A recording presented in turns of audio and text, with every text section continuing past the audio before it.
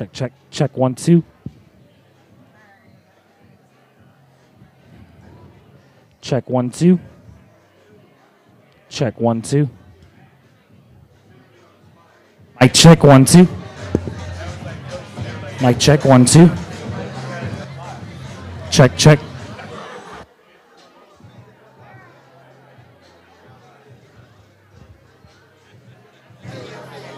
Check, check 1, 2.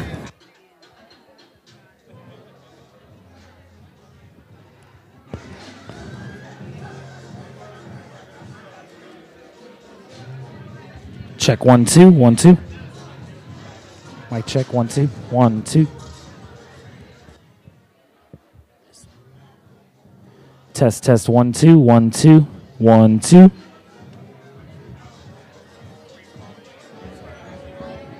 Hey, mic test. Hey, mic test. Hey, mic test 1, 2.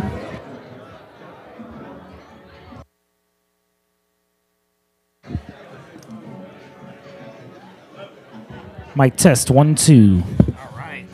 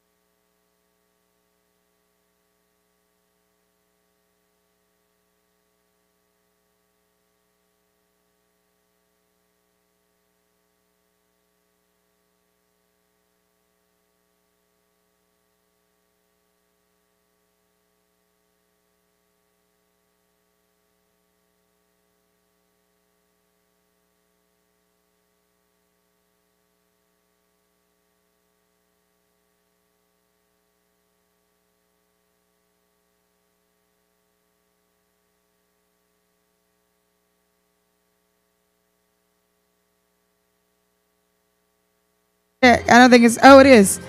Give me one second. Hello. This is so awesome. I'm so glad to see all of you here. We're going to get started in about 3 to 5 minutes. I can't give, I'm non-committal, so I can't give you an official time, but somewhere in between 3 and 5 minutes, all right? If you are pitching, if you can meet me right outside the door, that would be amazing. If you are pitching, if you can meet me right outside the door, like right now, that would be awesome. All right, everybody good? Get something to drink, meet some new people, all of those things. We're going to have a good time, listen to some amazing women.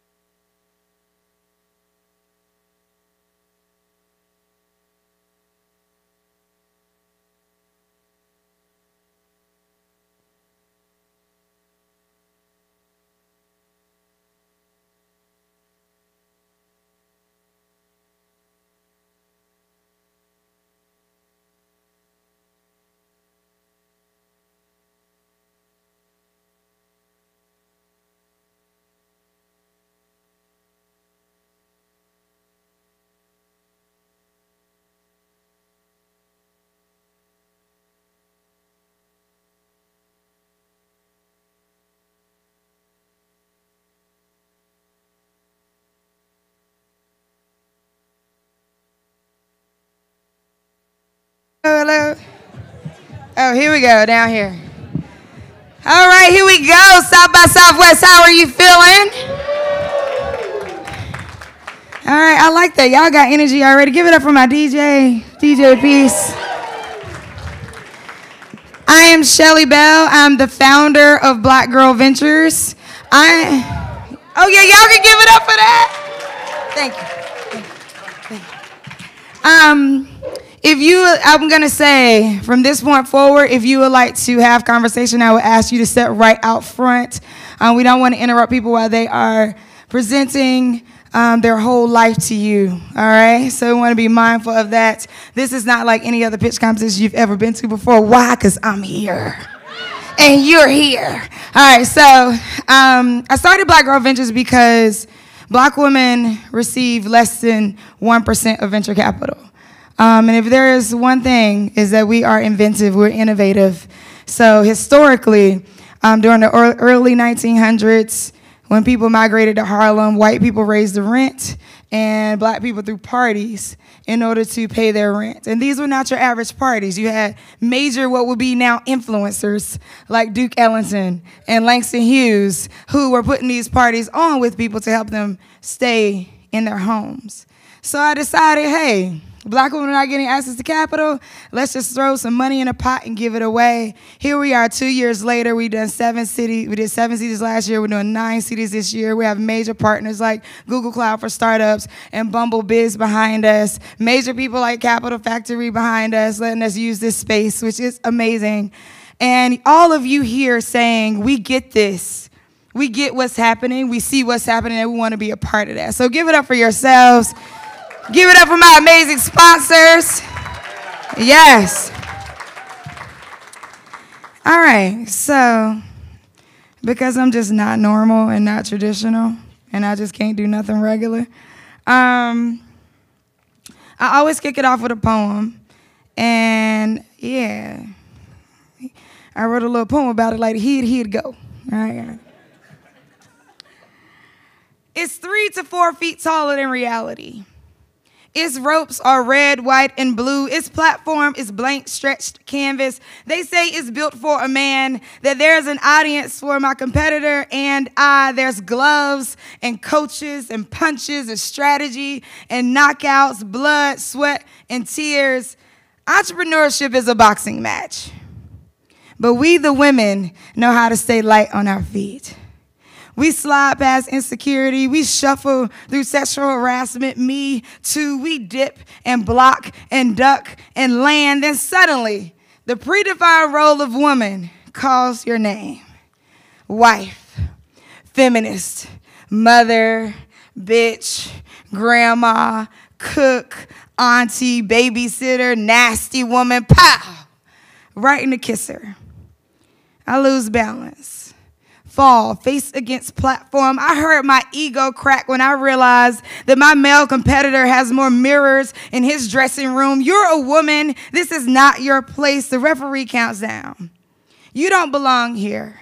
Stay down, he shouts. VCs fund people who look like them, and I don't look like them. I didn't learn how to box in school. My parents are not boxers or coaches. My life is just a corner. The referee shouts, 8, 7, 6. I breathe. This game is rigged. Maybe I should just bow out. But fuck that. I'm the only species on earth that can bleed for a month and not die. I am badass. Even if I bow out and get a corporate job, I would still make less than the man who would scrape my remains from this platform. 5, 4, 3. Get up, Shelly. Pin a Nike commercial to your memory. Remember that you don't get in where you fit in. You fit in until you get in, because fitting in is about character and getting in is about access. You're already in the match. Get up.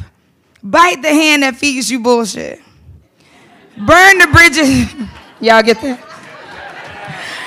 Burn the bridges you never want to cross again. You got this. Slide, duck, jab, land, and remember that you know how to stay light on your feet. Thank you.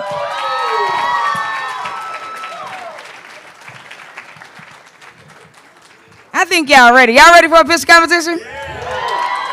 All right, so did you know, Does anybody use Bumble for professional purposes? Anybody ever? Yep, nope. Okay, so if you didn't know, Bumble actually has 3 components. There's a dating component, it has a best friend component for all of y'all looking for friends, and it has a professional component. Our sponsor is Bumble Biz, and with that professional component, you can actually grow your network. One of the reasons why I created this is social capital. It is the people that have the money, and when you can make relationships with the people, you can get the money, all right? We're going to show you a video to kick off the pitch competition.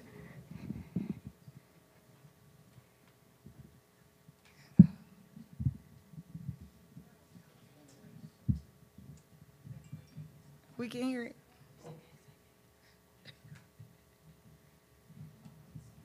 So in poetry, when we mess up our poems, we use like beatbox.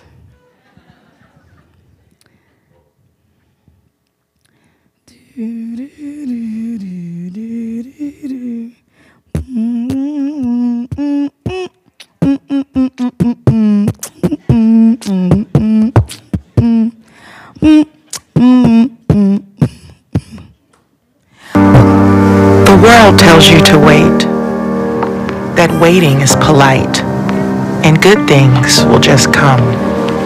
But if I waited to be invited in, I never would have stood out. If I waited for change to happen, I never would have made a difference. So make the first move. Don't wait to be told your place. Take it. Don't wait for people to find you. Find them. In work, in love, in life. And most of all, don't wait to be given power, because here's what they won't tell you. We already have it. 'Cause I'm a soldier, lit through the fire. I started and I've got nothing to lose. Yeah. So I want to thank Bumble for me being able to officially say I'm on the same team as Serena Williams. That's all. Thank you. Thank you so much. That makes me happy. But you can download the app at bumble.com. And yeah, also our other sponsor is Google Cloud for Startups, which we have swag in the back and explanations on how that all of that works. I'll talk a little bit more about that later. All right, y'all ready? We're gonna do a little something different, even though all of this has been different so far. We are going to have a youth highlight who will be our first pitch participant. She will get feedback, but she will not be judged with the rest of the competition. She is actually, I want her to be taken seriously though, like one of our pitch participants. If we don't bring up the next generation, then what are we doing? All right. So I want you to give a round of applause for Layla Parrish with Sugar Babes Beauty. You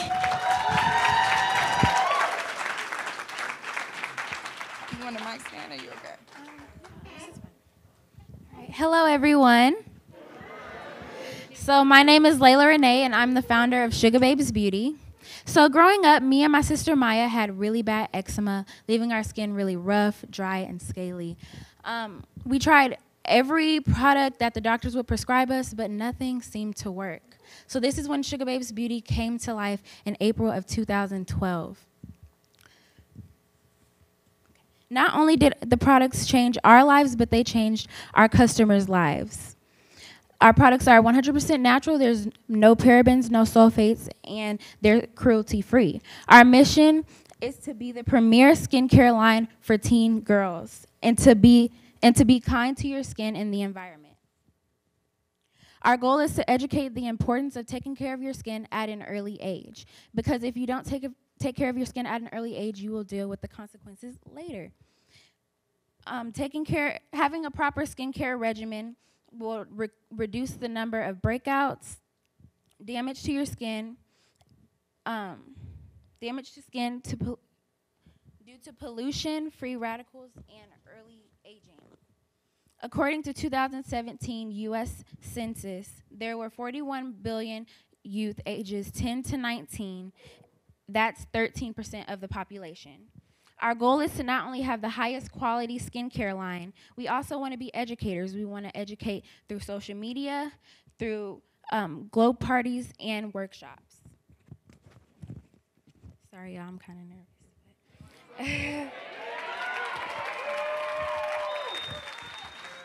Thank you. Our products are considered to be luxury, yet affordable. To date, we have made $63,900. Thank you. This has been done by me and my sister, Maya, attending school, and my mom being a full-time working parent. Our marketing strategy is to bring awareness to teen skincare, engage in target audiences, host skincare parties for teens, offer ambassador programs, and have detailed data to attract our target audience. By 2025, the global skincare industry will reach $716 billion. The global organic skincare industry will reach $25.11 billion. And in the US alone, the organic skincare industry will reach $7.7 billion. North America is leading the market for organic skincare by 37%. Now, you may be asking what sets us apart from our competitors. Well, we host skincare workshops. Our products are made in small batches and they're handmade. We are asking for $90,000. This includes hiring staff, advertising, marketing, upgrades to both office space and product making equipment.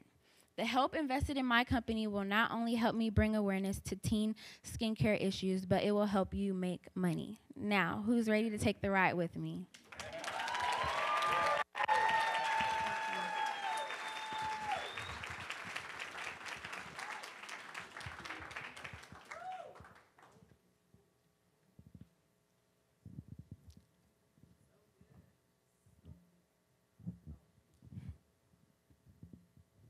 First of all, you did amazing, so give yourself a pat on the back.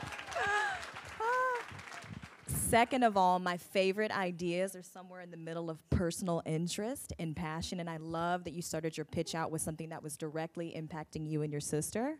And so I love that, like I said, you packaged this whole idea and this story in something that was deeply affecting you since you were a child. And so I feel like your passion is going to get you and your idea really, really far, and you did a great job pitching. Thank you. Kudos to, I mean, a ditto to everything that she just said. I think it was, I see a lot of grown adult entrepreneurs that don't have as much progress as you and as much, haven't done as much and don't know their market as well as you, so kudos to that. Quick question for you, actually.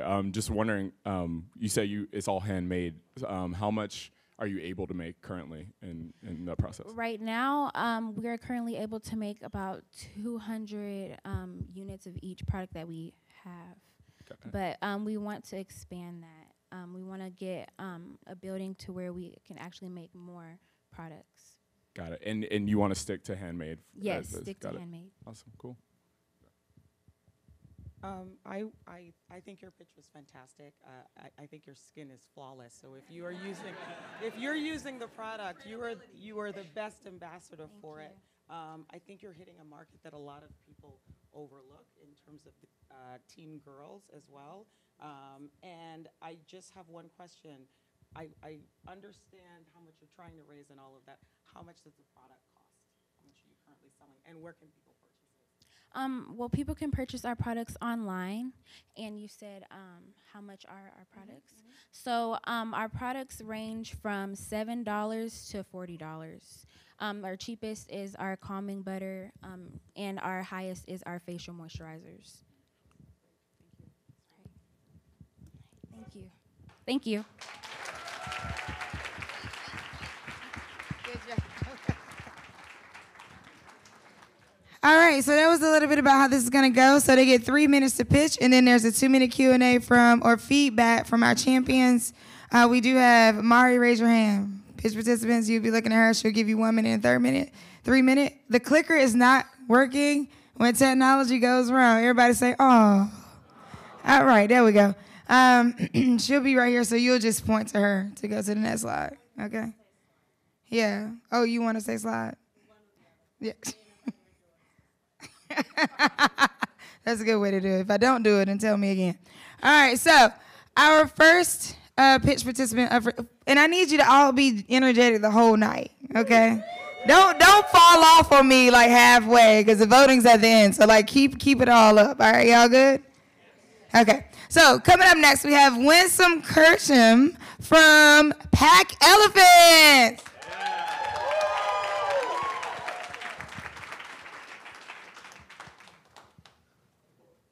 All right, slide. So, corporate swag. We've all gotten it, but nobody likes it. Whether, whether it's another water bottle with just the logo or that infamous notebook pen combo, we know that it's not what's up. So, next slide. Companies are spending nearly $125 billion a year on corporate gifts because they know the importance of it, and that's growing. Yet they're wasting money on, they're wasting money because they don't have the time to curate products with intention, and they're not creating experiences that are memorable. At the same time, we have millions of independent makers, artisans, and craftsmen who are struggling, frankly. If you try and buy retail space, it's at an all-time high, and our marketplaces online are cluttered and very price competitive. So I challenge you to go on Etsy and Google, or not Google, but look for coasters made in Austin, and you'll find over 1,600 results, and many of them aren't actually made here in Austin. So that's sobering context, and that's where Pack Elephant steps in. So we are connecting independent makers who live and work in our featured cities with businesses in those markets. We are carefully vetting products for sustainability, for sourcing, and for story, and then helping to sell them to event planners, realtors, or other firms who are frankly desperate to make their gifts cool. We tell all of the artists' stories, and we make sure that the recipients understand who that gift is coming from so that when they're ready to buy next, they can go and find them.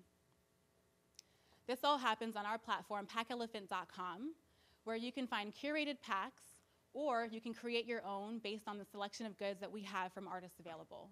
Our makers are paying a consignment fee, and our customers can subscribe to show their commitment for local craftsmen. So we've turned a corner with sourcing, where makers now seek us out to become part of our platform. Over 80% of these entrepreneurs are women. Many of them are moms, and we have products that range from bath bombs to snacks, so we can literally put together a gift for anyone.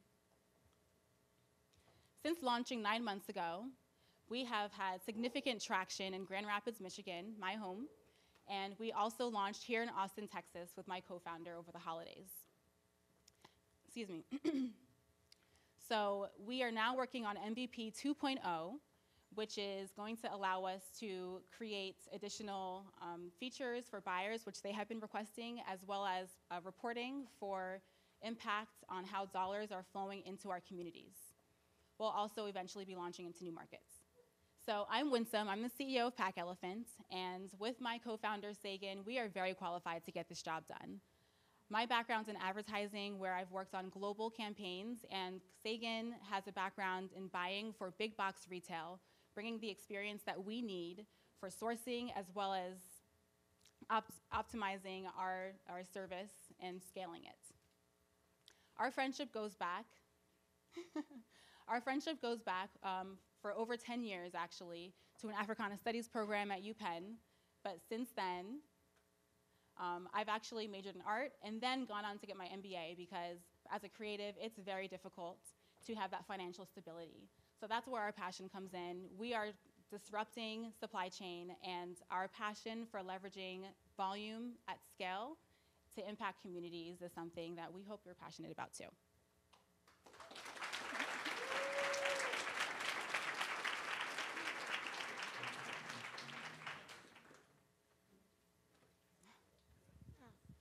How are you finding the makers that you connect with for the platform? Yeah, so initially that was a lot of on-the-ground work, going to crafts fairs, going to marketplaces, but now that we've infiltrated that community, it's very tight-knit, and our makers are actually introducing us to other makers, so people now come out to us to get access to our platform. And how many makers are currently on the platform?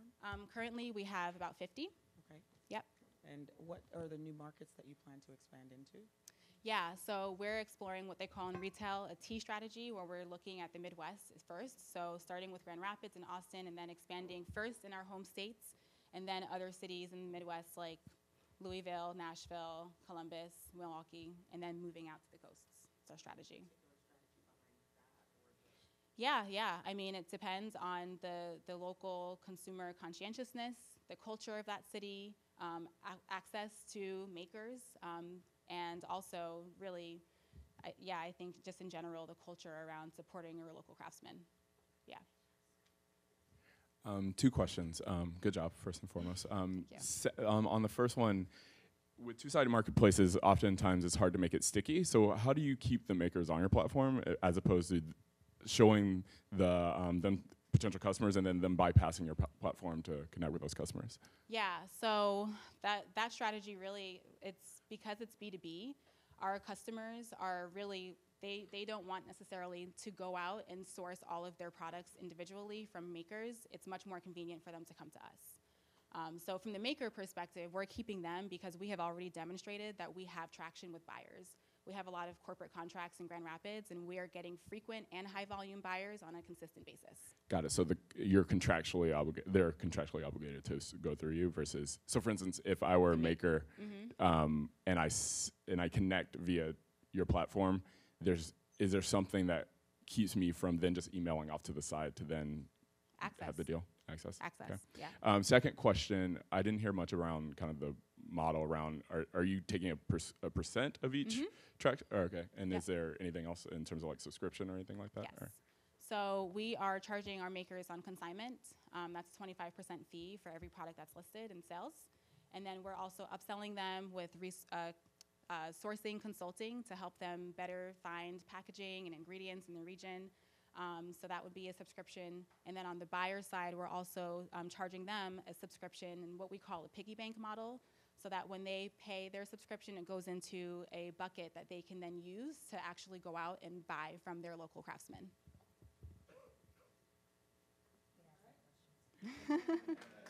Thank you.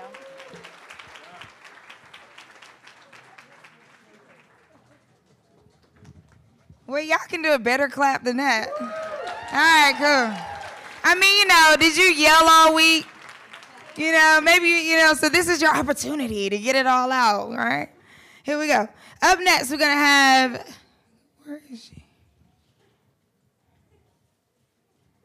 I don't see her. Oh, I'm like, up next we have Mukami Kimoto from Royale. Thank you. Good afternoon. The single most valuable gift a mother can give her daughter is confidence in who she is. So when my daughter, at barely 4 years old, her name is Zara, went through an identity crisis, it was my worst nightmare coming true. She felt different, like she didn't fit in, like she wasn't enough, and a lot of that was driven by the toys she played with and the experiences she had online. I talked to a lot of moms, hundreds of them, about their experiences, and it was heart-wrenching to realize that all girls everywhere are affected by this issue of self-worth and self-value. And a lot of that is starting with what they're exposed to as they learn and hear and engage in play. You see, play used to be this thing that was centered around many physical toys. But today, it all happens on a single mobile device. YouTube Kids has become the preferred social network, and mobile apps are how our kids learn, create, connect, and have fun. What's more, moms like me everywhere are demanding more from those experiences, but the incumbents in the space have been slow to respond and adapt to this shift. And that is why I founded Royals. And I'm sorry, I should have been pointing at her to drive the slides. You're on the perfect slide. I founded Royals, on to the next slide. A digital-first content and play platform. Next slide, please. Royals is a digital content and play platform that is centered and anchored around fierce female avatars with inspiring personas that ignite girls to value themselves and boldly pursue their greatness in leadership and in STEAM. With Royals, girls can do all the things they desire in play on demand on a single unified platform. So imagine her exploring an immersive story about a global peace ambassador on the first human mission to Mars, or imagine her having a one-on-one interaction with her favorite digital avatar that's enabled by augmented reality technology and artificial intelligence technologies that we're building into our platform.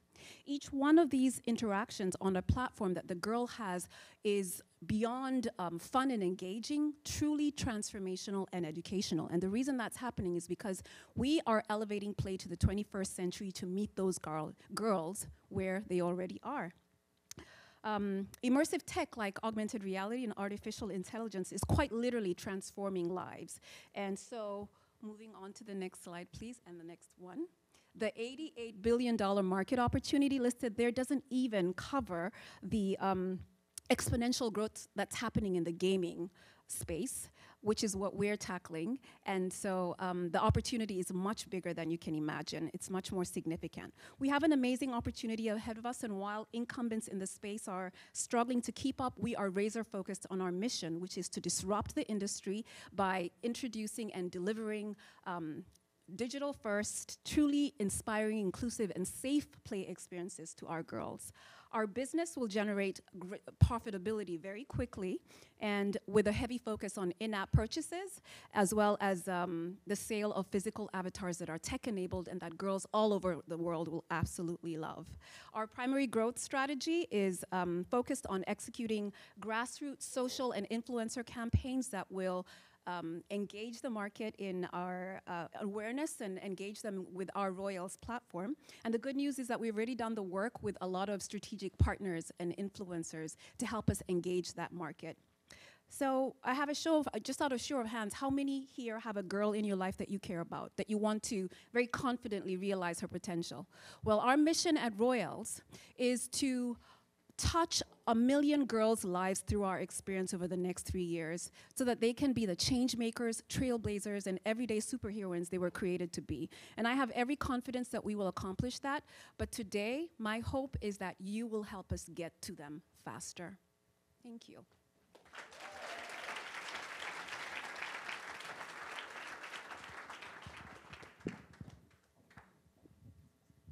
I'll go first. Great job, by the way. Thank you. So Thank you briefly mentioned the competitive landscape. Yes. And there are a lot of other players in this space. There so are. I'm really curious around why now?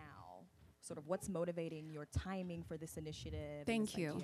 Several things. Number one, there's been the traditional incumbents like the Mattels and Disneys of the world, sorry if you work in one of those companies, have seen a loss of market share over the last 8 to 10 years, and particularly in the last 2 years, because the shift in play is on digital, and traditional toys like dolls and things just are not engaging girls the way that they used to. And so the opportunity and the competitive advantages that we're leading with the digital aspect of it, we are giving that girl the on-demand, transformational, multi-dimensional experience that she wants, and we're addressing an issue that parents and adult influencers in these girls have, which is she's spending all this time on that mobile device. She's living on it if we let her. How do we make those experiences beyond entertaining, truly transformational, to disrupt those erroneous mindsets and stereotypes that she's struggling with that ultimately impact how she feels and what she thinks is possible?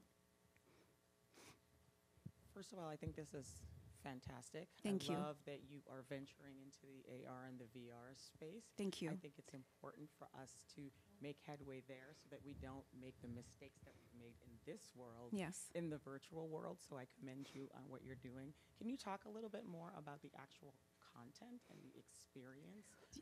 Absolutely. So imagine a situation where a girl downloads that mobile application, and then as a result of, so the experience is anchored in physical avatars that have these amazing personas. So that global peace ambassador on a mission to Mars, or a prime minister who's 65 and is on a mission to eradicate poverty, or a young girl who had a dream of becoming a dancer and is rocking the fiercest prosthetic limbs that are tech-enabled, or a tech CEO that's just raised around.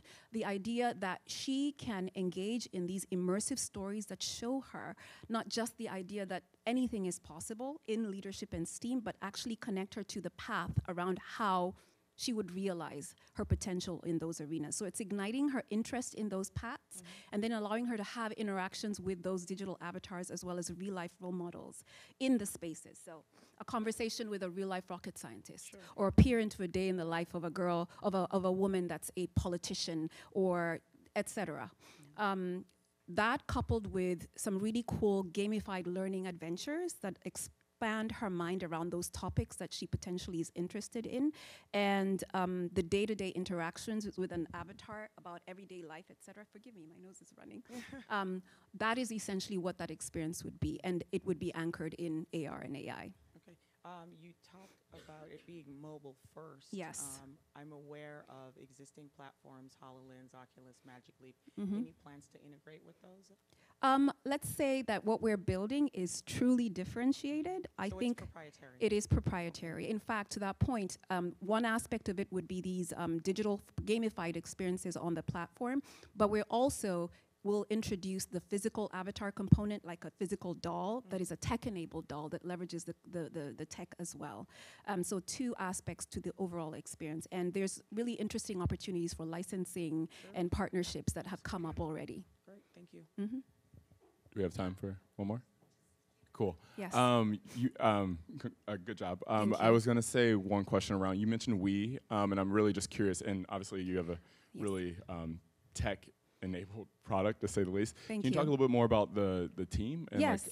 is particularly the technical expertise and gaming expertise on the team? Absolutely. So my background, I have a computer science degree, undergraduate degree. Thank you. In my work, beyond working as an executive in the global diversity and inclusion space, actually ran a consulting practice for 7 years, working with one of the largest technology companies at the C-suite level. So I have that experience. We've identified a technology partner that has the incredible experience on the AR and AI side that will build our MVP. And then we're benefited by a team of incredible advisors who are experts in AR and AI and building enterprise-wide level systems that have worked at the various companies that you see right there, and they're all dedicated and expert in their arenas to support us. I've taken the lean startup bootstrapping approach to building this business. I don't have the money yet to hire a dedicated team of in-house technology experts. That's one of the things that we will do when we raise our seed round. We're looking to raise about $1 million that would allow us to achieve that, which is beyond building out the platform itself and accelerating marketing and awareness, actually bringing in a team of experts. Thank you.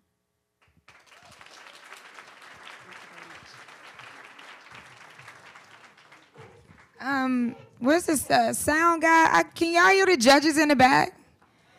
Can y'all hear? Y'all can hear? I feel like I can't really hear. A little bit, yeah. Sound guy, you back there, wherever you are. Can you turn the turn the mic up for the judges? Also, like, this is a community experience, so all of you in the back, you're welcome to come and sit on these stairs over here. You also, well, don't sit under there. That wouldn't be good. But you're welcome to come sit on the stairs. If there are chairs in between you, like, raise your hand, do the church thing. You know, act like you have some church training. You know, raise your hand, slide down, let people in, all right? All right, cool. All right, we got to keep it moving.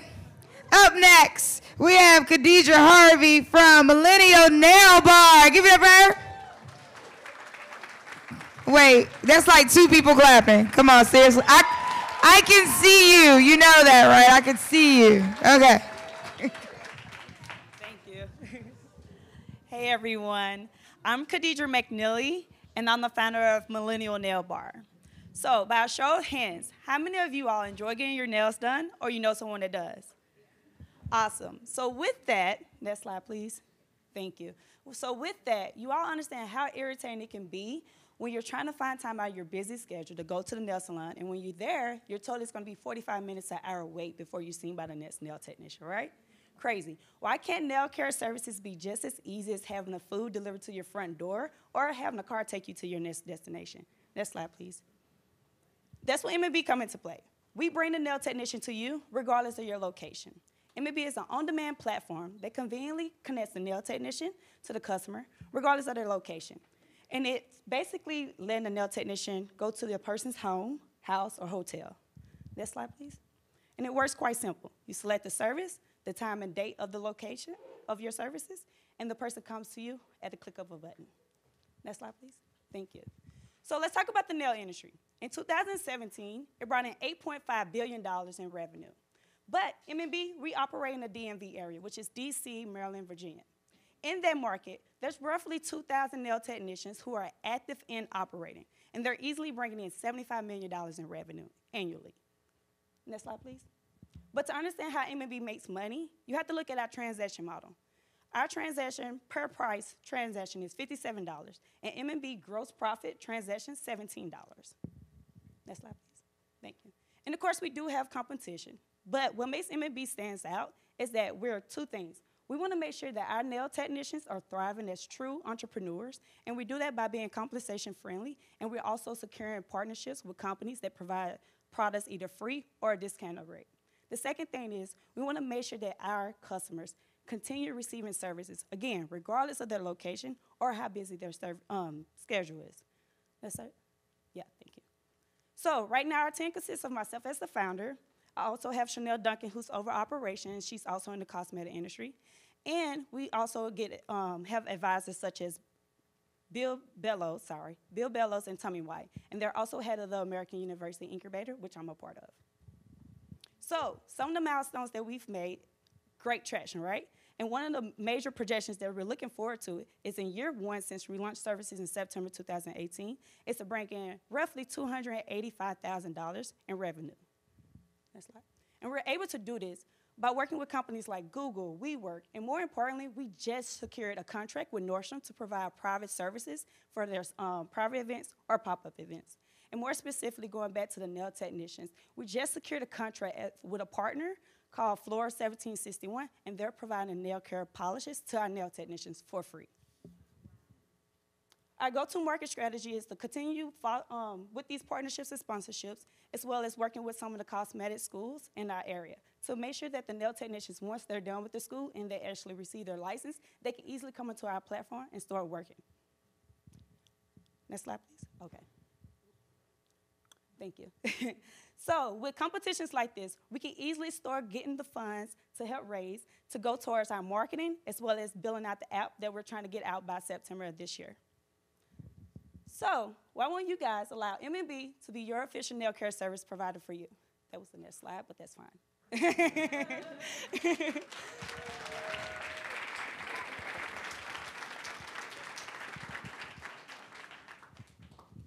Oh, I did not know you guys was right here.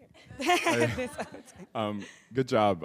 This is very similar to like a startup that I worked for before. So I have a couple questions around. One, I really love the B2B model that you're talking about in terms of like getting your service providers to these companies where they can do multiple transactions at the same time. Can you talk about a little bit more your strategy outside of, so you're in the DC area right now. Right. What's next in terms of market? How are you thinking about expansion? Are you thinking about getting deeper in that market, expanding to new markets? Right, so for Q2, we're right now focusing on hotels. So a lot of people don't know that hotels, although they provide spa treatments and facials, they don't provide, a lot of them don't provide nail care services. So for example, in the DC area, some of your high-end hotels, such as your Four Seasons and stuff, surprisingly don't have nail care services. And when we spoke with them, they say often they tell the person to go to a nearby nail salon. So right now we're trying to focus on creating those relationships with the hotels so that we can start branching off from DC to Baltimore and hopefully Philadelphia. Got it. Second question is around kind of the supply. Do you ever imagine a situation in which you're supply constrained in terms of the number of people who are qualified to be able to deliver these services as a problem that would stifle your growth at all? Or? So like any startup, you run into those situations where you didn't expect would happen. And our first time going to a supply-demand issue was when we did our first event with Google.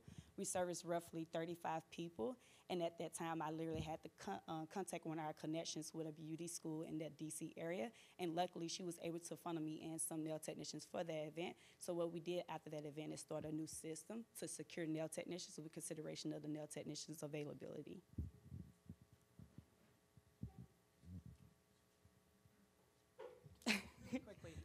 a vetting process for people? Yes, so for the nail technicians, first we have to go through the official stuff such as, are you licensed, where are you licensed at, and then after that we do a whole interview process, and they're not actually put onto the platform until they do a pop-up event with us, and then they're able to go into doing individual services. So for the interview process, so they can either do an in-person interview, or if they stay in places like Baltimore where one of our nail technicians is, she did a recording of her service on the client, and they sent it to us, and we reviewed it and went based off of that. So from the interview process, from the application submission, it can take roughly about 2 days. But it's until we have a pop-up event, we will bring them onto the market. Because again, we don't want to send a nail technician just because of video or in-person experience. We want to make sure they understand the quality of customer service. How do you plan for that at scale? For the interview, the vetting process, so once the app is done, if you're familiar with, if you're familiar with Airbnb or probably your Uber if you're a driver, a lot of times they make you submit these documents over the phone or the app. So that's how it's going to go quicker for us, and we can easily see, okay, this is a certified paperwork from the city or the state that they live in. Thank you. So, Khadijah McNeely, I'm so sorry. I know I did mess that up. Oh my God, I'm sorry. Somebody said that I didn't introduce the judges. Because it ain't about them. All right, so I do need to go back and introduce the judges. All right, and make sure, Sean, use the mic, okay, for me. That'd be great. Make sure y'all use, now I made the dude turn the sound up, and then y'all didn't use it. Make sure y'all use the mics. All right, so everybody meet Jason Scott from Google Cloud for Startups. Damn, y'all didn't like Jason's feedback? Like, y'all could do better than that. Come on, like. Everybody meet Jessica Collins from Bumble. Oh, they like Bumble. They must need some dates. All right. And meet Sean Morrison from Cross Culture Ventures. All right, yay. Okay. Now, up next, everybody show a lot of love and energy for Kai Frazier from Curated by Kai.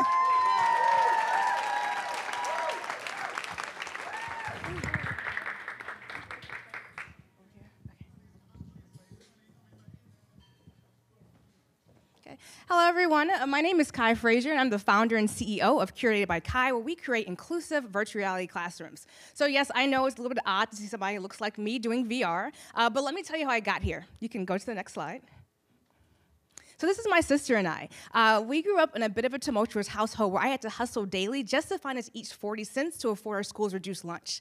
This means we had no money for vacations. In fact, we hardly left our neighborhoods. We depended on field trips to give us access to a world beyond our circumstances. You can go to the next slide. However, when kids go on field trips, they have increased academic comprehension. But for our schools, and 50% of the schools in the country, they've lost funding for these opportunities. You can go to the next one. So with that being said, it's no secret that kids, their life trajectory changes when they go on field trips. For example, they're exposed to new opportunities and ideas at a young age, and that dramatically changes their aspirations for their future. In fact, if kids just go on field trips, they're 95% more likely to graduate from high school. You can go to the next one. So I went on to become a teacher for at-risk students, and my classroom was a revolving door of kids living in poverty and dealing with large amounts of trauma. They could not focus on the curriculum if they wanted to, and their grades reflected it. You can go to the next one. So this led me to create our affordable, curriculum-based immersive classrooms complete with VR field trips so kids could explore the worlds around them. You can go to the next one. So this is a VR classroom complete with VR field trips to take kids throughout the solar system. Teachers can give instruction from inside the classroom, and kids can join from anywhere in the world. You can go to the next one. We found out quickly we could beat our competition if we curate our content. In addition, I go out and I film diverse topics in different institutions so we can give our students a well-rounded, inclusive catalog. This is actually a VR field trip that I filmed that takes students to view the official Obama portraits in Washington, D.C. You can go to the next one. You can join a VR classroom for a couple ways. One is you can use your laptop. You can go to the next one. Another way is you can project the experience. So teachers can guide their students in 360 to different locations. You can go to the next one. And the last is you can actually use your cell phone to go places. And for an added bonus, you can put that cell phone inside a VR headset for a fully immersive experience. This one is great because she's actually taking a VR field trip to view the portrait of Michelle Obama. You can go ahead and go to the next one. So the good thing about VR learning is that the results are astronomical. Kids that use VR have a 90% comprehension rate with their curriculum when they use VR in the classroom. You can go to the next one. So now, how do we make money? We do VR headset sales. For each VR headset sold, we donate one to a student who cannot afford it. We can go to the next one. We do VR STEM kits. So they're used from everything from homeschool education to summer camp programs. You can go to the next one. And we make a bulk of our money doing our VR filming. So not only do we do the filming, so we do the marketing and the outreach on behalf of the institutions, including going to schools in underserved communities who this will never get to them. You can go to the next one. This makes us a first-to-market, inclusive, educational VR platform that works in any headset or device and can be used by educators and students globally. You can go to the next one. The best part, I get to lead a team of educators that actually help shape my own academic career. Together, we're using our combined 60 years of education experience to make quality education accessible regardless of a student's background. Thank you.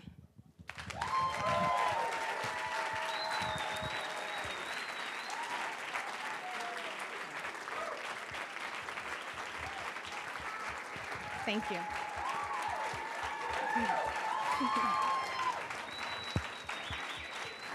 Thank you. Amazing job. Thank Is this you. on? Can y'all hear me? Okay. Just seems really quiet. Okay, great job. Thank you. One thing that I wanted to know is what the price point of your product is. Sure. And how you plan to maybe convince a really, really tight on budget school district to get Sure, interested in no, something like perfect this. question, because I worked at those schools.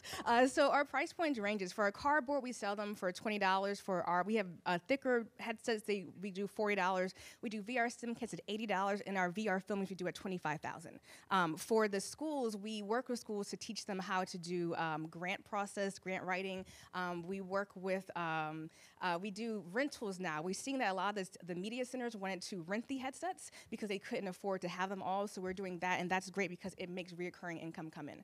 So just working with them, meeting with them where they are. And the great thing, too, is we also do donations. We actually just did a partnership with Amy Sherrill, the lady who did the Michelle Obama portrait, and she bought a whole bunch of headsets, and we donated to kids all over the world so they could actually view her portrait.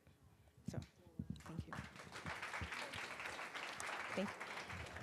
I saw the Amy Sherrill thing Oh, on, good. on Instagram. I thought it Oh, was great. awesome. Yeah, I she's love been a that great it's- partner. Yeah, I love that it's platform agnostic as well. Can you talk a little bit about going around to collect the content and how that will work in the future? Sure, no problem. Do I still have my slide clicker? If you click, I think it's 2 slides. I'm sorry, going forward, it's still more in the very end. Yeah, I snuck some slides in there. Go one more. Okay, so this is our next VR filming we're doing. We're closing our contract right now of UC Berkeley, and we'll be doing CRISPR. Do you know, have you guys heard of CRISPR? So CRISPR is a gene editing technology, so we're showing women in STEM. There's also a very diverse group that's working on this breakthrough right now. So the cool thing is they're actually doing work to cure sickle cell. So it's important for kids, especially black kids, to see how we're using technology in STEM. This is a woman doing this research, or doing the research, and how we can change that disease does not have to come up anymore. So we go from, I go and I find things in the curriculum that I see a gap in that is really hard to teach. So I reach out to those organizations, and now we're getting people that are coming to us for our filmings, and that's great too. So we're trying to balance it out. We're a very small team with no funding. So it's been a lot of just bootstrapping and getting to this point, so. Is there a specific ask? Sure, we're at fundraising starting on the 15th, and we're doing 500,000. Yeah. Yes. Excuse me? Oh, no, that's fine. No, that's it. Yep, 500, yep. I guess following up on her question though, looking ahead to the future, is there a way that you can make it more scalable in terms of getting the content produced? Or? Yeah, we're probably going to have to have a full in-house production team because that's where we're getting most of our money for, and we actually can't keep up with the demand of people who want to film with us, and we're having troubles closing some of those deals because they're coming in a little faster than I expected. So we're probably just going to have somebody that comes in and just knocks out the filmings for us. Is there a world in which, I guess, people that aren't even employees or related to you could produce content that Yeah, you can so then. not on there. We also teach kids how to make VR. We take that and we put that on our platform too. So some of the school projects that we do, kids go to their world and they're our tour guides, and so kids can learn about each other's backgrounds from VR. Yeah. Sorry. Thank you so much. Thank you.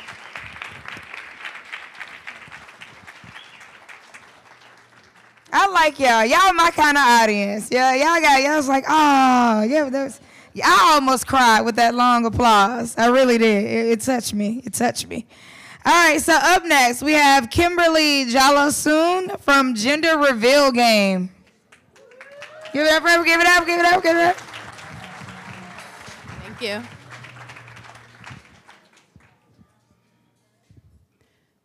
So, next slide.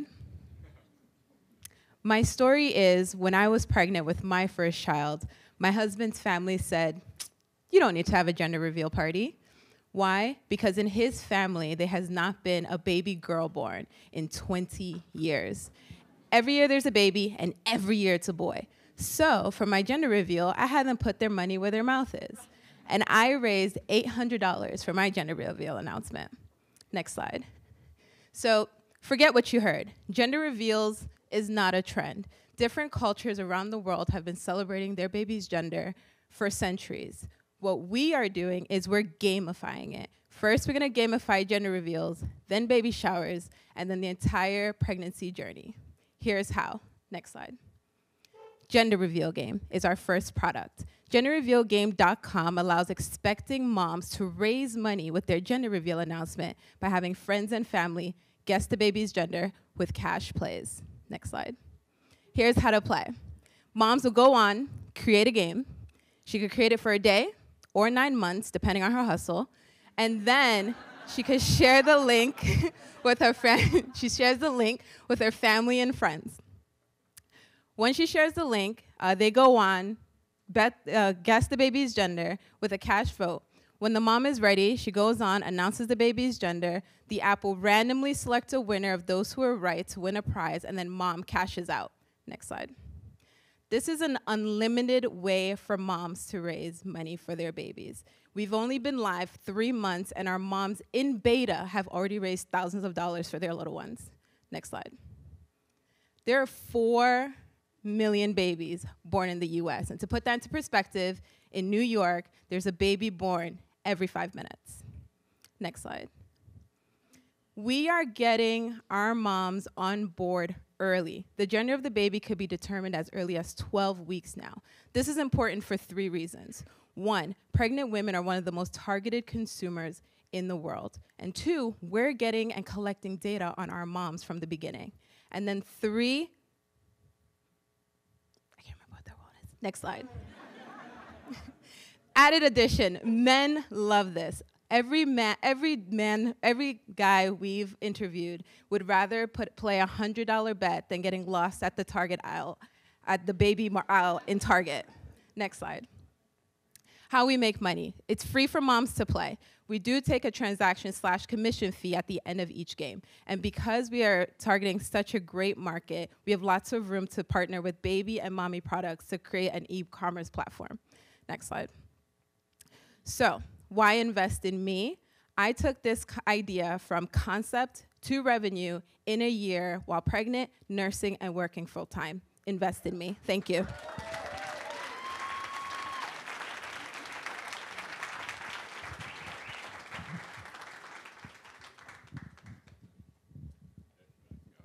Sure. I just have a quick question. You said in the beginning you mentioned gamifying baby showers as well. Can you elaborate a little bit on what that meant? So there's going to be different games. So our first game is Gender Reveal because that's trending and that's, has a lot of buzz right now. There are plenty of other games that different cultures play throughout the pregnancy, like at baby showers, to help raise money, such as baby pools. So that would be the next way for us to make revenue because we're going to keep moms on from the time they start till when the baby arrives.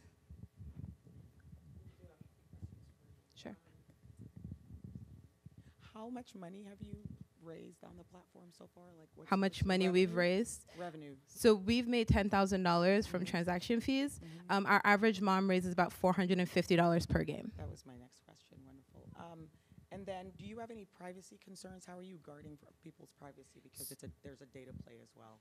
Right, so moms could select if they want their games private or public. They do get a unique link that moms control and share to whomever they want to have access to the game. So that's where we've started with that. But we are talking with legal. And what kind of, okay, so you're still talking with legal about Yes. what you're collecting on the back end? Yes, we're talking with legal on that. Right now, we're kind of letting our moms tell us what they're willing to give. Our moms in beta, I mean, we talk to the moms every day. They're giving us information and they're telling us what they want. And then any plans to sort of add to the team? I know. Yes. Kudos to you for being a solo founder. Yes, I know. We always get the sure hand of the stick. But yes, I would love to grow the team. I do have a freelance developer who will hopefully be brought on full time, and then we're looking to scale from there. Wonderful, thank you. Great job, by the way. Thank you. I just wanted to know, you mentioned that expecting moms and new moms are one of the most targeted consumers. What are you doing to differentiate yourselves as far as like a marketing strategy? How are you getting in front of these women? Well, I mean, the return on investment for most moms have been really great, right? Most of our moms that play, this isn't their first kid. This is their third, fourth, fifth kid. So when we're telling them that, listen, we're going to help you raise money when oftentimes money is tight, they tend to jump on, and that's how we've stayed in front of them. That, and it's fun. And we, get their friends and family involved, and the dads and uncles love to play. So thank you.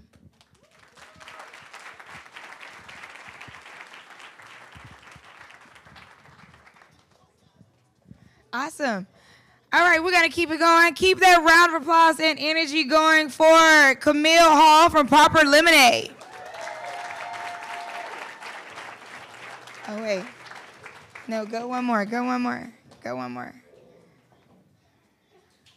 That's my fault. There you go.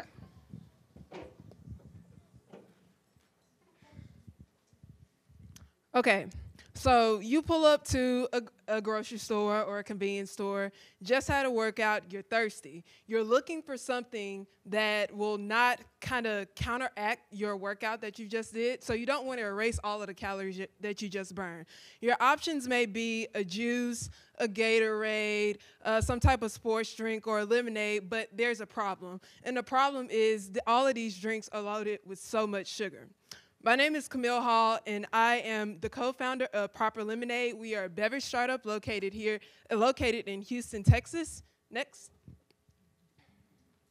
And so today, I'm going to talk to you a little bit about some of the problems facing the beverage industry, specifically the lemonade industry. And then I'm going to talk to you about our solution, which is Proper Lemonade, and why it's perfect for the climate that we're in, and it's profitable. Next. So the problem that we have kind of noticed in the beverage industry, and specifically the lemonade industry, is three things. The first thing is high sugar content. And what I mean by that is most drinks that you drink have around 30 grams of sugar per serving, which is ridiculous, by the way. I personally have a sugar allergy, and that would kill me. The second thing, The second thing is the beverage market is, the lemonade market specifically is very unremarkable. What I mean by that is people don't look forward to drinking lemonade. They drink it because they're used to it. They drink it because it's there. Not really exciting. And the last thing is it's very antiquated. And what I mean by that is the lemonade market really hasn't changed much since inception. The recipe has pretty much stayed the same. Water, lemon, sugar. Now, if you want to spice it up a bit, add some strawberries, add some raspberries, but it's pretty much the same. Next. So I'm introducing to you our product, which is Proper Lemonade. Our lemonades are floral, aromatic, and mildly sweetened. So the floral element of our lemonades makes us boldly proclaim with our brand statement, which is, we do not have flavors, we have aromas. Next. So our solution is very simple. Proper Lemonade, when you're drinking Proper Lemonade, you actually don't have to worry about how much sugar is in the drink, because there is none. All of our sugars are sweetened with erythritol. What that is a sugar alcohol that actually works just like sugar, but it has a low glycemic index, so it doesn't spike your blood sugar levels like sugar sugar does. The second thing is our signature aroma is a lavender mint lemonade. This means you can not only taste it, but you can smell it. You can take it in. So it makes for a very memorable experience, and it's an innovative product because we have floral pairings as opposed to a fruit pairing. Strawberry lemonade, blueberry lemonade. All of our lemonades are floral in nature. Next. So our unique value proposition is no sugar, no compromise. And what I mean by that is most healthy lemonades on the market, if you want them to be healthy, it means less sugar. And if you have less sugar, it's more tart, and that means you compromise on flavor. With us, we don't compromise on any flavor because we don't have any sugar. Next slide, please. The market opportunity for Proper Lemonade is very clear. The sale of organic beverages rose 10.5% to a high of $5.9 billion alone in 2017. Now, if we think about this, this means that consumers are getting away from sugary drinks because we are looking for things that actually fit our healthy lifestyle choices. Couple this with the fact that refrigerated lemonade market has increased by 5.3% to $745 million in sales in 2017 alone. Next. Some of our competitors include Minute Maid, Huber's Lemonade. Minute Maid in one bottle alone contains 67 grams of sugar, and they're still using high fructose corn. Yeah, somebody say, sheesh. That's a lot. The next thing is Huber's Lemonade is a little bit better, but it's 29 grams. They're still using sugar. And so what this demonstrates is, although there are healthier alternatives out there, brands are very reluctant to get with the program. Next, please. What makes Proper Lemonade better? In short, we have a low glycemic index, like we already stated. 2, our product is very dope. We're not trying to be cocky. It's just the facts. It's floral. And like we said, there is no compromise. Next. Our business model is simple. We plan to distribute to realtors, retailers, distributors, and direct-to-consumer. Next. And the supply chain costs, as you can see, everyone on the supply chain has a large amount of margin. Next, and I think we are done. We're raising $300,000 for our seed round of investing right now. Next, the team consists of myself and my co-founder, the CEO. Next, and if you stick around after the pitch competition, we have samples while supplies last. Thank you. So you better come early.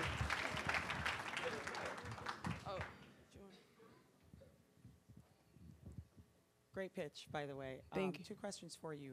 Can you talk a little bit about the unit economics? How much does it cost to make your lemonade versus how much you're selling it for? So right now we are making it on our own, and so what our individual cost is per bottle has been around between 33 and 50 cents per bottle. So if you market that up to sell to retailers, that means you sell it to retailers for maybe around $1.16, and then they get to resell it to consumers for $1.99 a bottle, which is what our competitors are charging. Is that your recommended price? That's our recommended price. Now that will change based on if it's an H-E-B versus a gas station.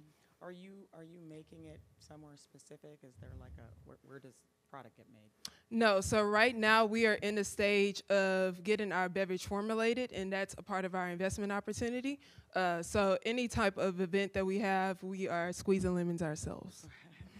And then my last question for you is, do you have any plans to sort of market this to, there's the keto craze, which is low sugar, low carbs. Any plans to make any sort of marketing forays into those specific? So the reason that Proper Lemonade doesn't have sugar is because my co-founder is doing keto, and she's done a very great job at it. And so what we've done is obviously maximizing our social media presence. We are located in Houston, so we've done a lot of pop-ups around town. We have people harassing us like, sorry, we're going to get you some Proper soon.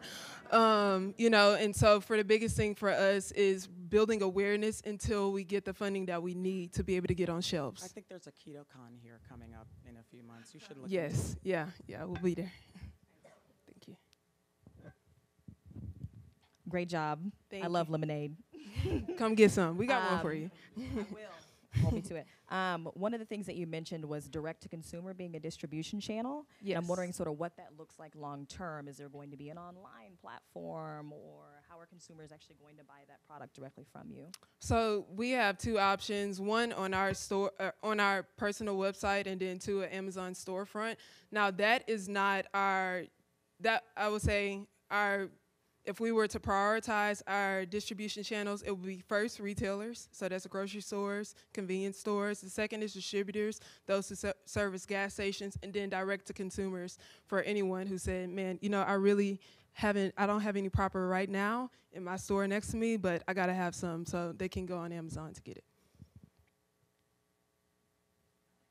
Thank you.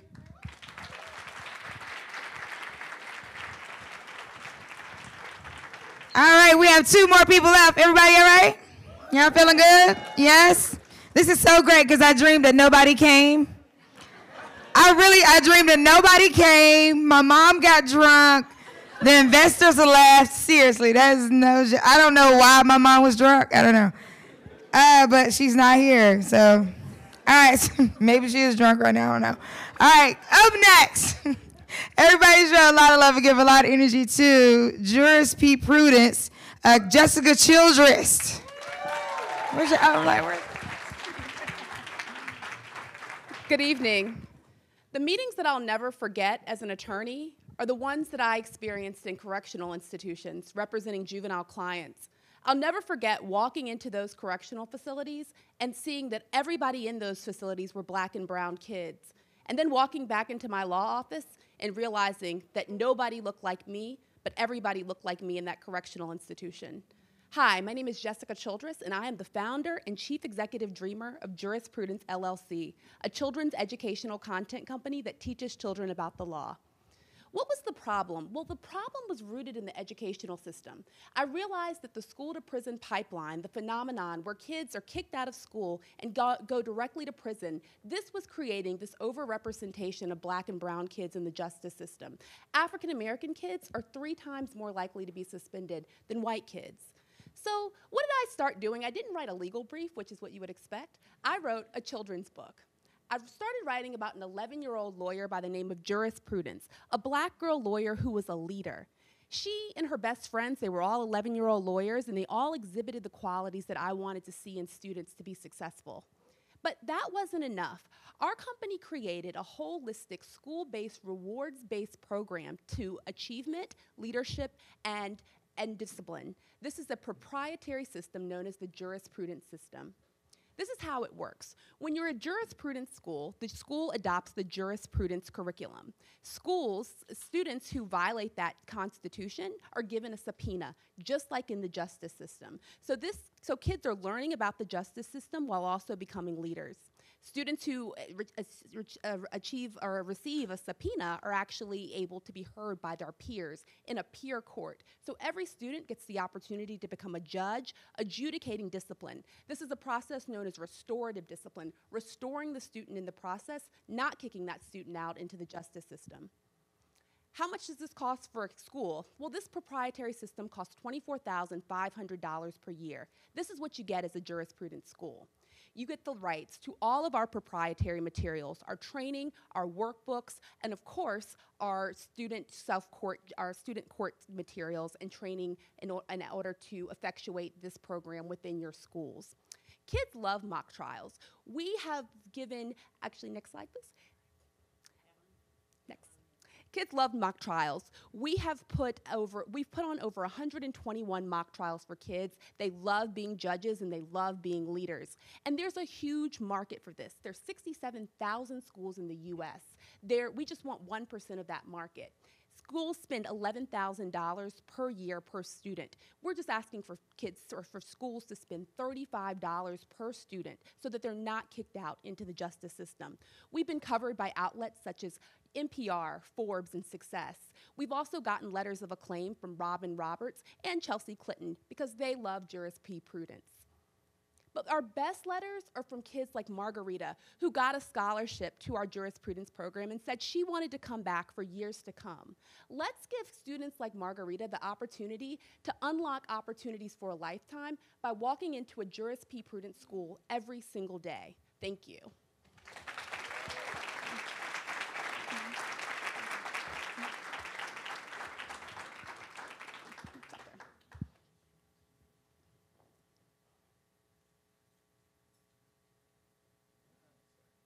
Can you talk a little bit about your current schools and how many have adopted it? How many are you piloting with, and kind of what that looks like? Sure. Right now, we're still in the research and development stage. We're looking to get a school to pilot this program by the fall of 2020, and we have meetings set up with school districts. We're based in DC, and we're targeting DC right now. So we're looking right now to get a pilot school to work out any quirks in the system by fall of 2020. And how are you, I guess, proving that impact to the school, or what are they looking at to in the pilot, at the end of the pilot, as indicators of something that of success of the program, I guess, versus the status quo, and that we want to invest in that?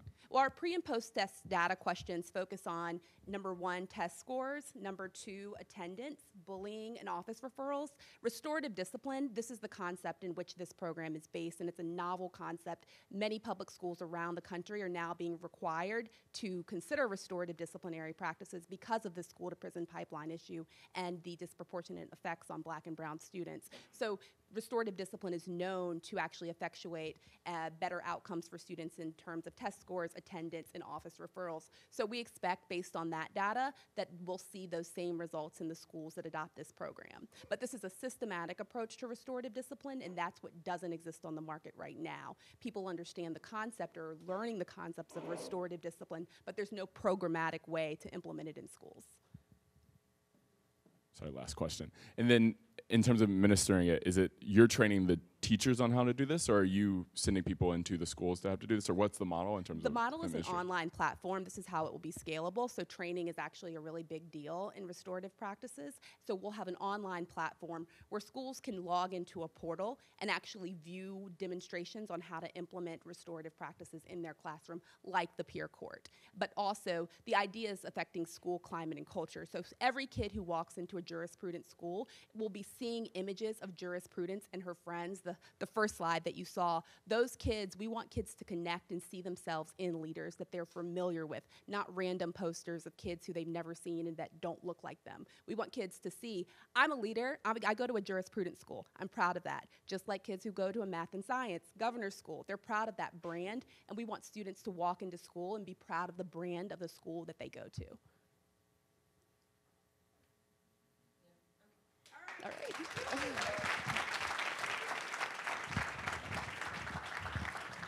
All right, so ways that you can get involved with. So I realized I also didn't say a hashtag, but I'm kind of happy about that because I've noticed that all of you are very engaged.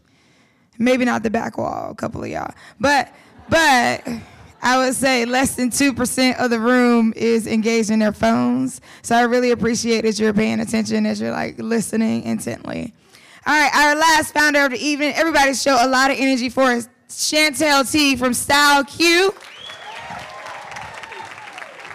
Thank you. Good evening, everyone. My name is Chantel Teague, and I'm the founder of Style Q. This is me at the height of my MBA career.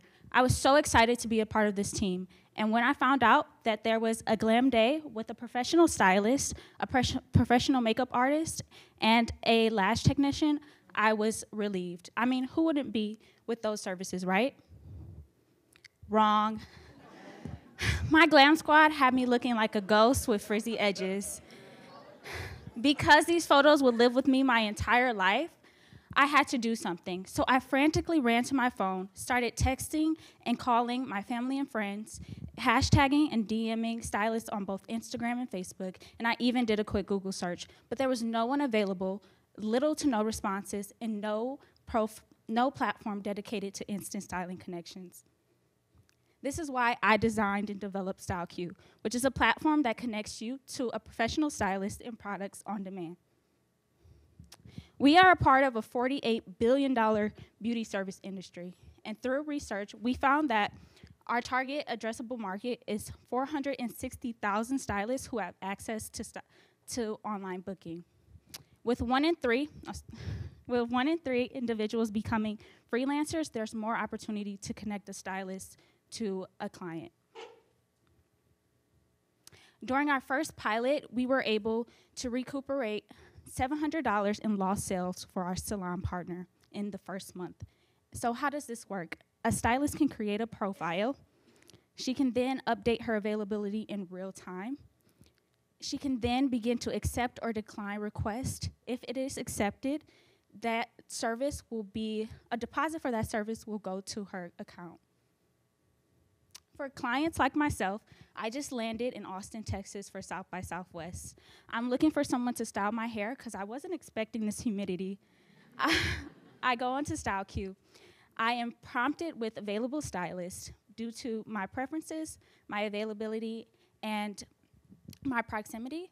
I can then pay and connect right through the application. StyleCube takes a small percentage of each transaction fee.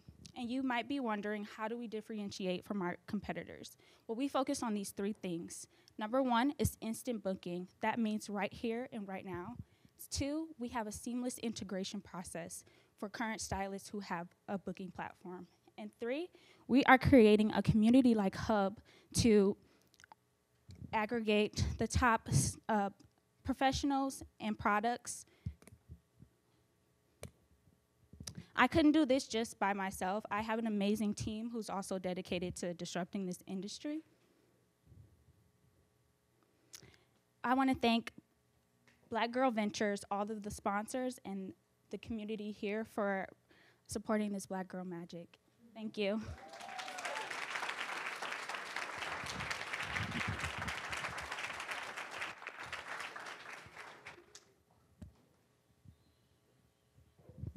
Great job. Can you talk a little bit about how the instant matching works and what the criteria that you use to match it with, stylists with potential client? Is it just based on timeliness? Are there other criteria that you're using to do the matching on the back end? Yes, well, first you specify your service, and then it matches you with all the available stylists in your nearby area, and then we take into account the availability. So as long as you define the style and define the time, you can be matched with the stylist.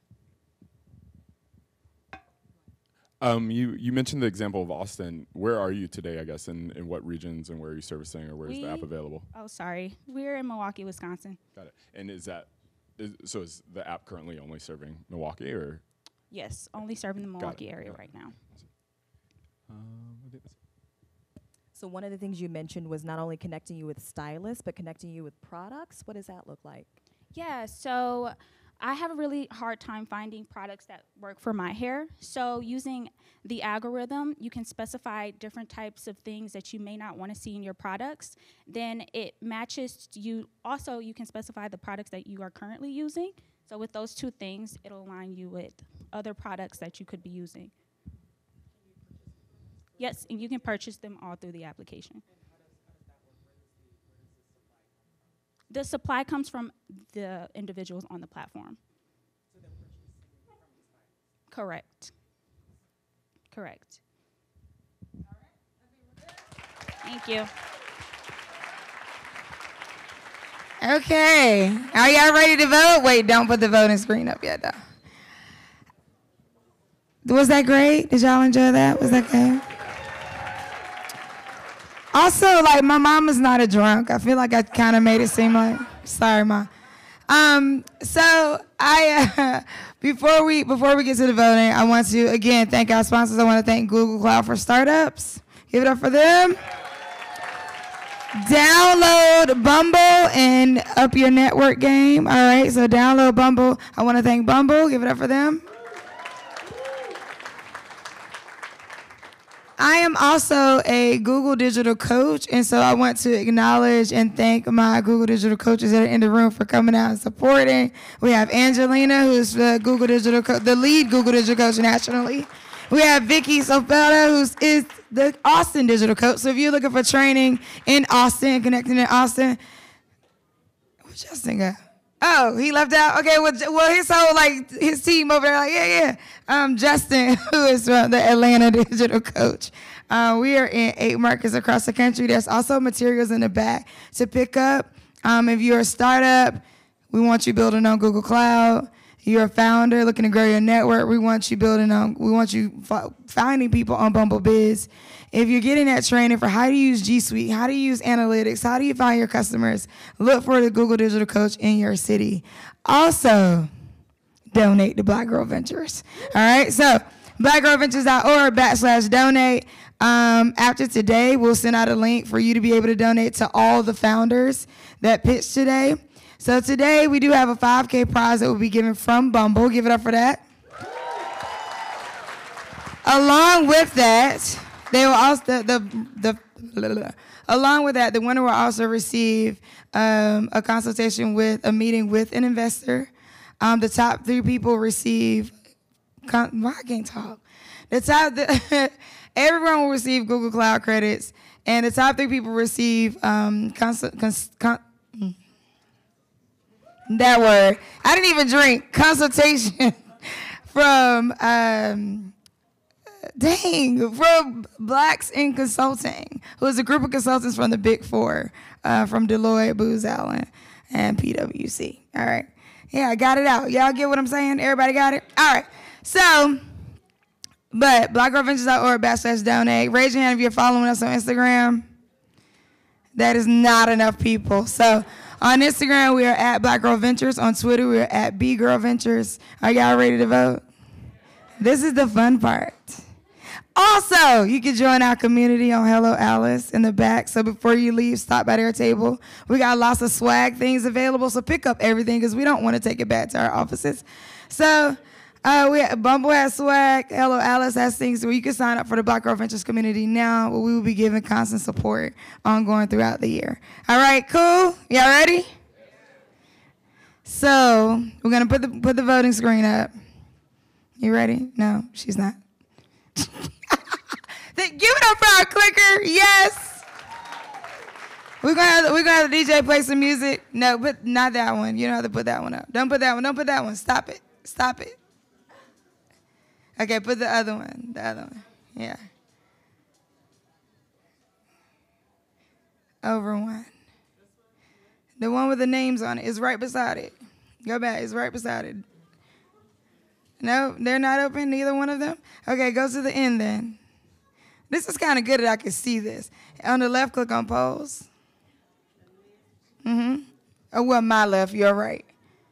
Polls. Wait. Right, no, over here. Over to the left. Her right, your right, my left. Under where's it? Right. Yeah, all right, let's do that.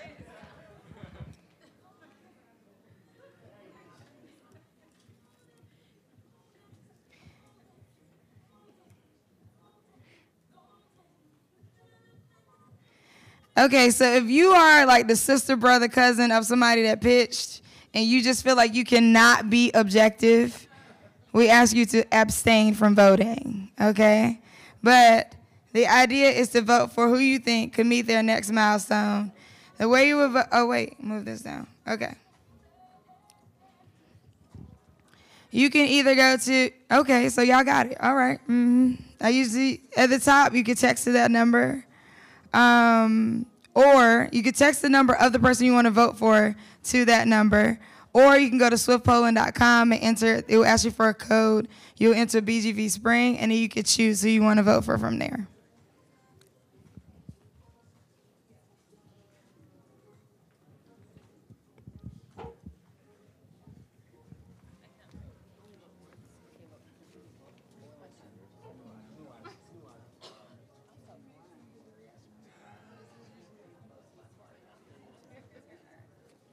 You can only vote once. Somebody asked me that. You can only vote once.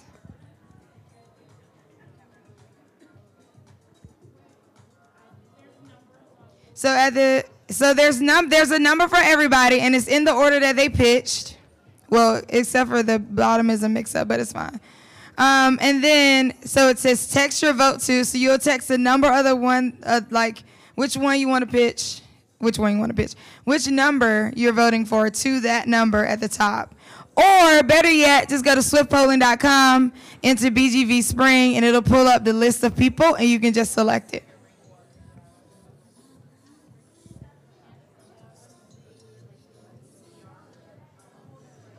DJ.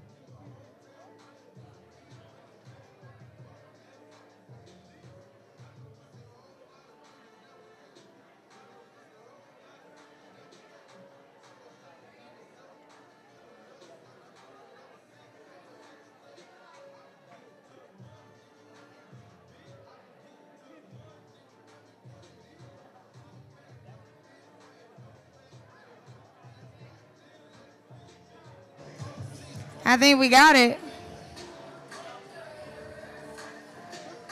Okay.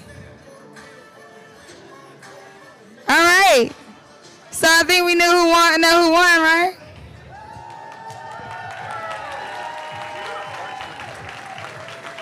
So in first place, well, I'm not supposed to do first place first. I'm all backward. In third place, we have Pack Elephant. Give it up for them. In second place, we have, and I got her name wrong on the screen, Khaditra McNeely from Millennial Nail Bar. And in first place, we have Kai Frazier from Curated by Kai.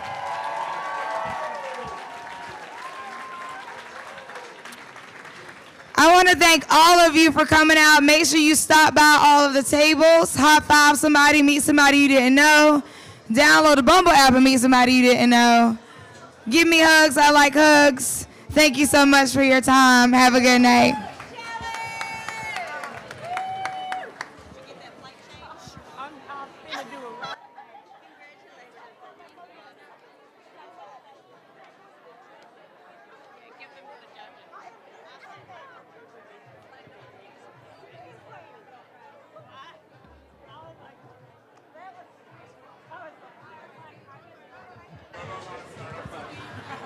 I need all the participants to come to the stage for a photo. I need all the participants to come to the stage. I need all the participants to come to the stage. Wait, judges. Jessica, don't leave. Oh, I want to take a picture. Yeah, and we're going to get. So you can push everybody into the hall. Oh. And, like what I was going to say is that we'll give you like another like 10 minutes and a 10 minutes announcement. I am having the bartenders like smoke so we're like move silence. Okay, that's perfect. We And we only can had a push book. everybody out.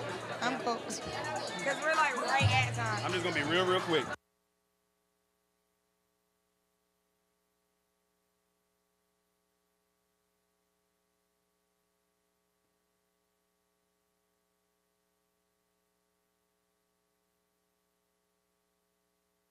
Yeah, I have.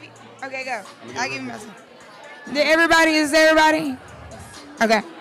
Where's my photographer at? Oh.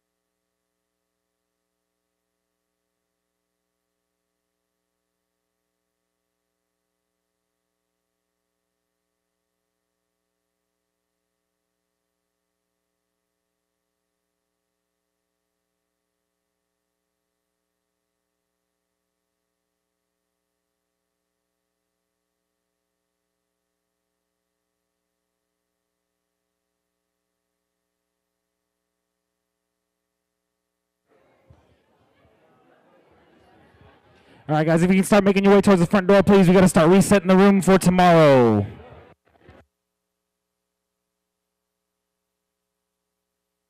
Once again, if you could please make your way towards the front door, we need to start resetting the room for tomorrow.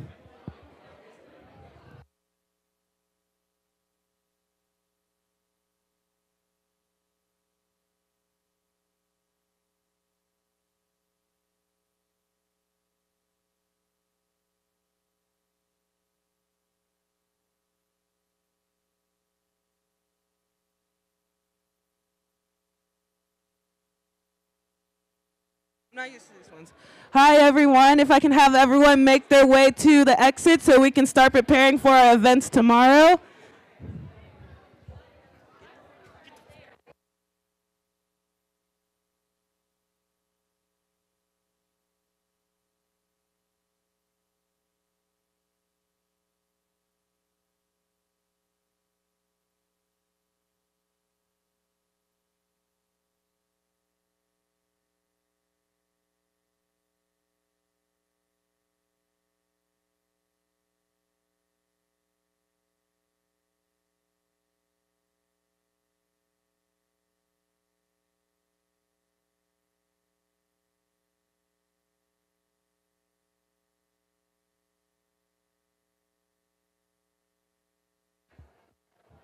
Ladies and gentlemen, if you could please make your way towards the front door, we need to reset the room.